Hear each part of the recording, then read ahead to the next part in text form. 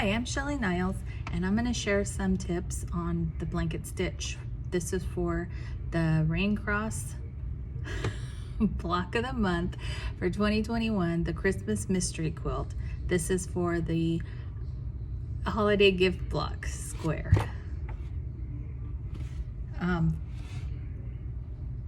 First tip is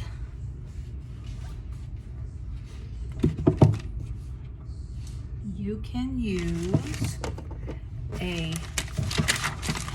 this is just a clear container and a flashlight, and you can make a light box. I think you can kind of see that. And you just take your fusible and you place it over your paper. I'm gonna lift this and move it so you can see that you can see this through there. You can see what you need to trace.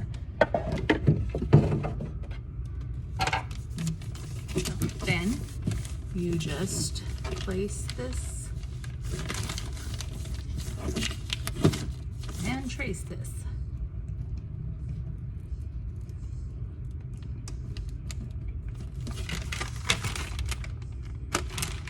That's one tip.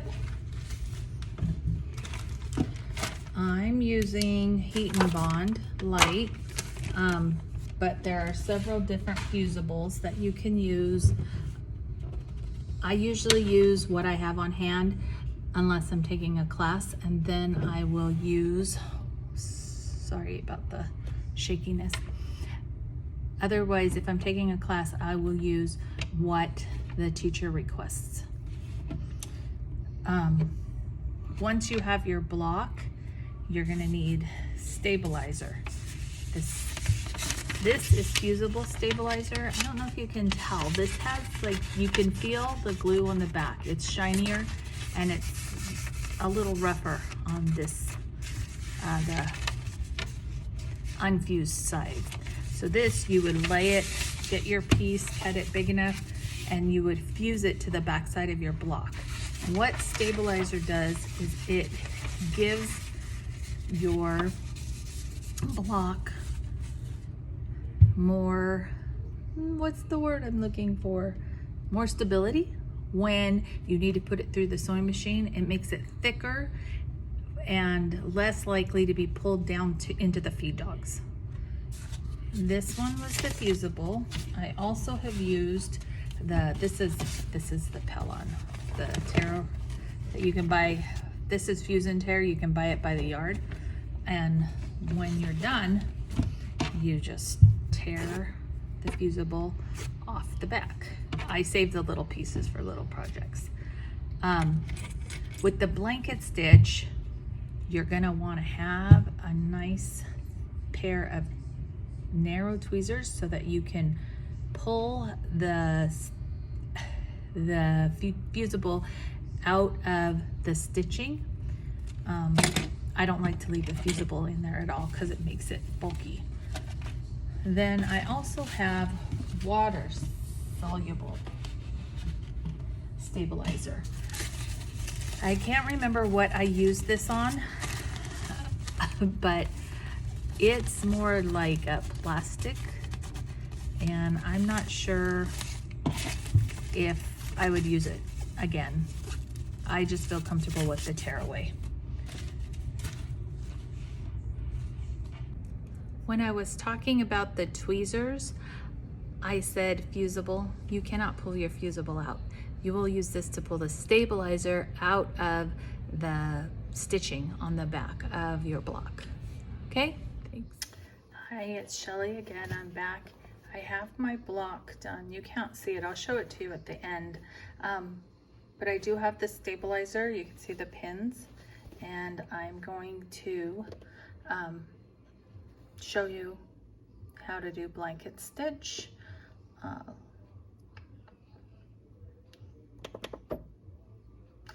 Okay.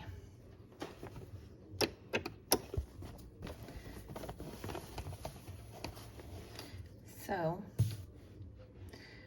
on your blanket stitch,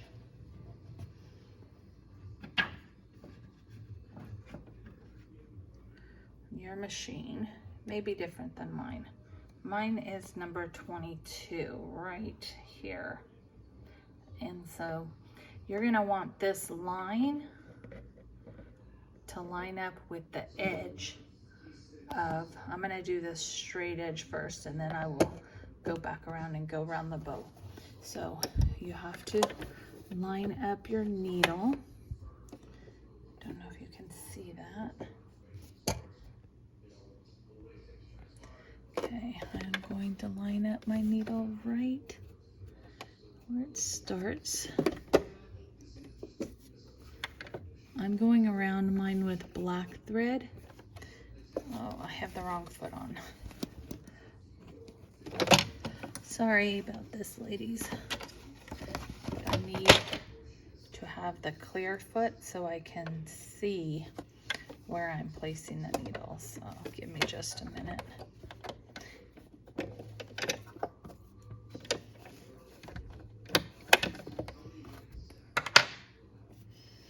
Okay, now we're going to take this and place the needle right, and you can do this. Okay, there we go. That's where I want it placed. I can't get a really good shot of that for you, but then you'll be going down. I'm going to move this over this way and see if you can see this any better.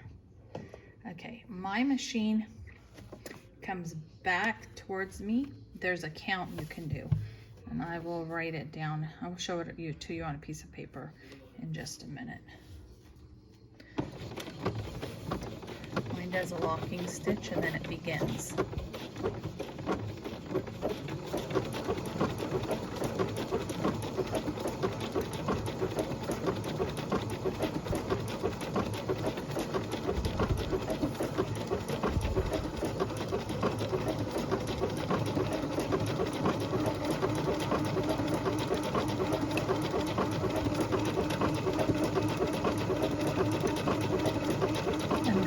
Around this part of the ribbon, and then I'll show this to you. Then I'll show you going around the bow.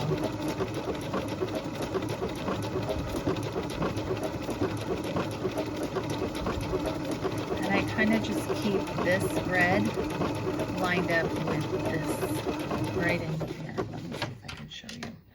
I keep the red lined up with this where the thread goes through.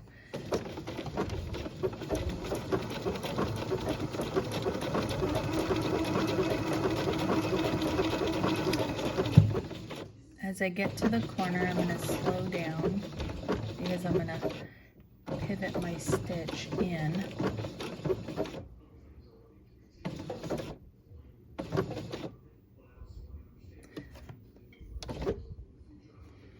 Now go. Sorry, wrong way.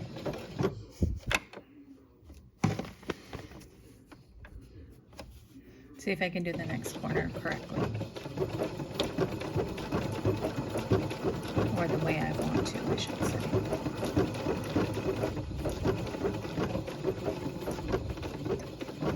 I forgot to put my needle down when I started. So now it's gonna, my stitch is gonna go into the fabric. So I'm turning it, I'm pivoting it, so it'll go at an angle. And then I go up the other side.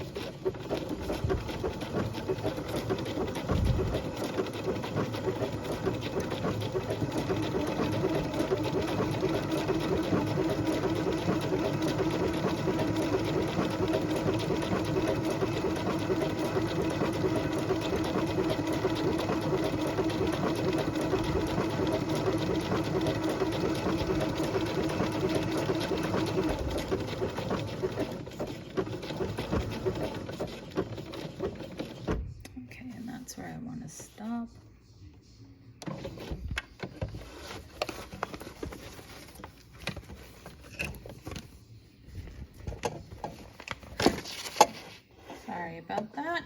Let me get lined up here again. Okay.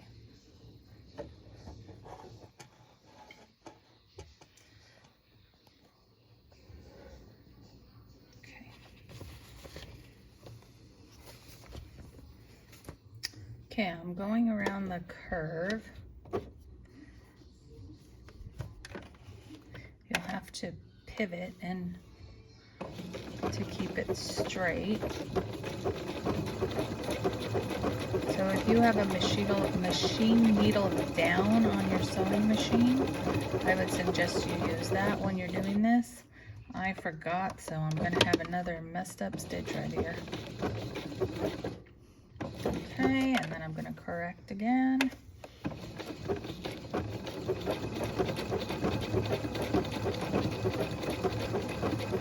Every few stitches you can kind of curve it, turn it. You can either turn when you're here because it's going to go across into the fabric, or you can turn it. Actually, that's probably the best place to turn it. I'm going to correct it again. So this isn't a very, well, it's not very fast when you have to go around a curve. Okay, so you want to keep correcting, stopping.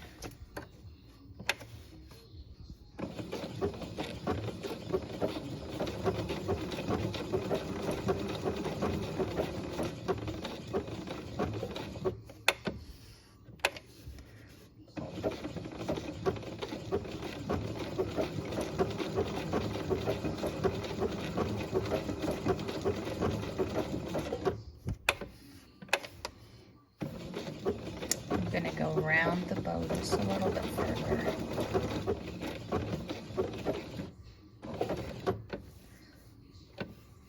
Probably to right in here, and then I'll stop.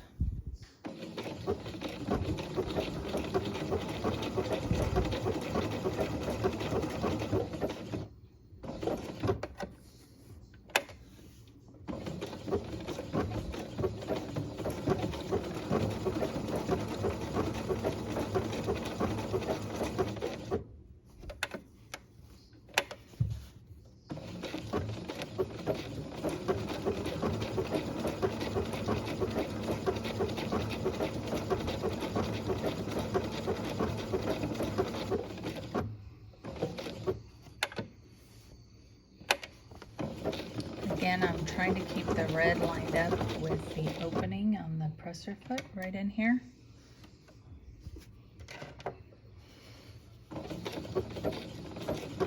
Your bow may be a different color. I'm trying to keep my red bow lined up there. So you want to keep it on the edge of your bow.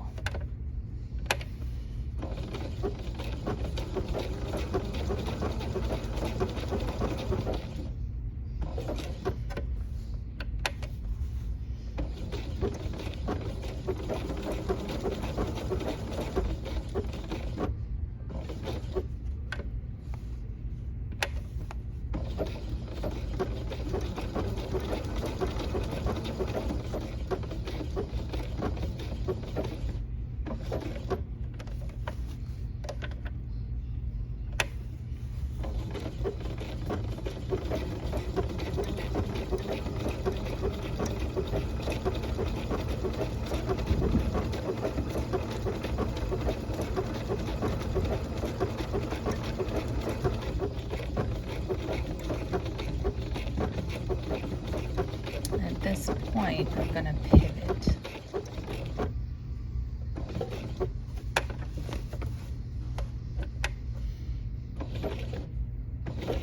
And then I'm going to start going down the other side.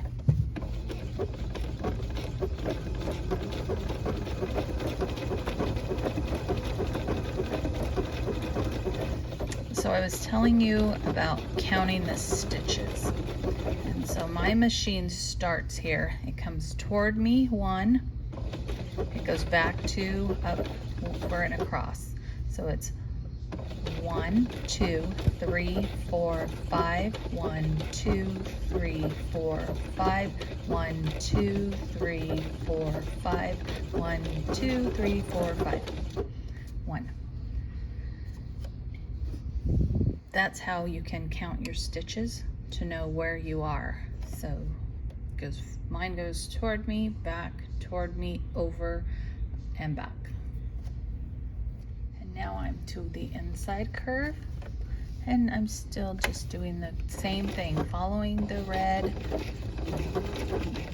and pivoting.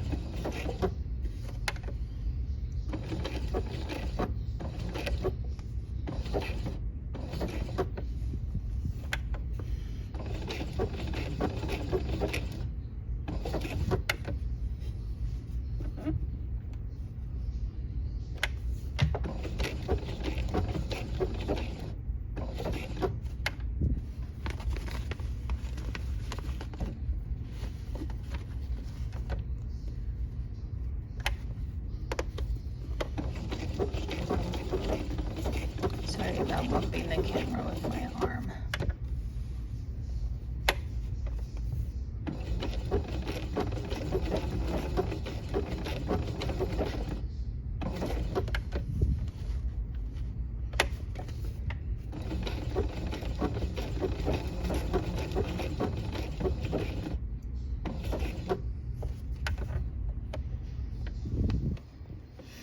Right here I have a red line crossing under, so it's kind of hard to see where my red bow is and my red line.